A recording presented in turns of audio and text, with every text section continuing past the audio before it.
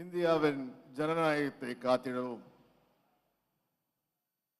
மதச்சார்பினையும் காத்திடவும் இந்திய கூட்டணியை ஒருங்கிணைத்து எவ்வாறு 2004 தலைவர் கலைஞர் செய்தாரோ அதை 2024 செய்து அடுத்த பிரதமரை நான் தான் தேர்ந்தெடுப்பேன் என்று இந்த விழாக்கு வந்திருக்கின்ற எங்கள் தலைவர் தமிழக முதல்வர் முத்துவேல் கருணாநிதி ஸ்டாலின் அவர்களே, எனக்கு முன்னால் உரையாற்றிய வெற்றி வேட்பாளர் திருமதி தமிழச்சி தங்கப்பாண்டியன் அவர்களே மற்றும் மேடையில் உள்ள கூட்டணி தலைவர்களே, சட்டமன்ற உறுப்பினர்களே, மேயர் உட்பட துணை மேயர் உட்பட இங்கு பெருந்திரளாக வந்திருக்கின்ற கலைஞரின் அன்பு உடன்பிறப்புகளை உங்கள் அனைவருக்கும் என் முதற்கண் வணக்கத்தை தெரிவித்துக் கொள்கிறேன். எப்பொழுதுமே தமிழ்நாடு இந்தியாவுக்கு எடுத்துக்காட்டாக இருக்கும். எப்படின்னா 1970 தலைவர் கலைஞர் இருக்கும் போதுதான் குடிசை மாற்று வாரியம் கொண்டு குடிசையில் இருக்கும் ஏழைகளை அடுக்கு மாடியை கட்டினார்கள்.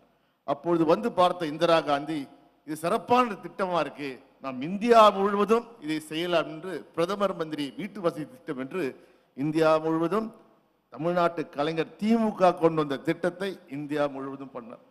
இன்று நமது தலைவர் முதல்வர் அவர்கள் கலைஞர் உரிமை தொகை திட்டத்தை கொண்டு வந்தார். இந்த கலைஞர் உரிமை திட்டம் இன்று இந்தியாவில் உள்ள அனைத்து மாநிலங்களுக்கு சென்று பரவி இருக்குது. அதற்கும் முன்னோடியாக திகழ்வது திராவிட முன்னேற்ற கழகம் தான். சரி, இந்தியாவில் மட்டுமா நம்ம முதல்ல ஃபேமஸ், உலக அளவுக்கு தமிழ்நாட்டில் இருக்கின்ற ஒரு எடுத்துக்காட்டாக திகழ்வதுதான் நமது முத்துவேல் கருணாநிதி ஸ்டாலின். எப்படின்றீங்களா? காலை சிற்றுண்டி திட்டம் இங்கே தமிழகத்தில் ஆரம்பித்தார். அது இந்தியாவுக்குள்ளே பரவாயிட்டது. இப்போது கன்னடா நாட்டிலும் பரவி உலக அளவிலே தமிழ்நாடு தான் திரு மு.க. ஸ்டாலின் அவர் தான் முன்னுதாரணமாக இருக்கிறது.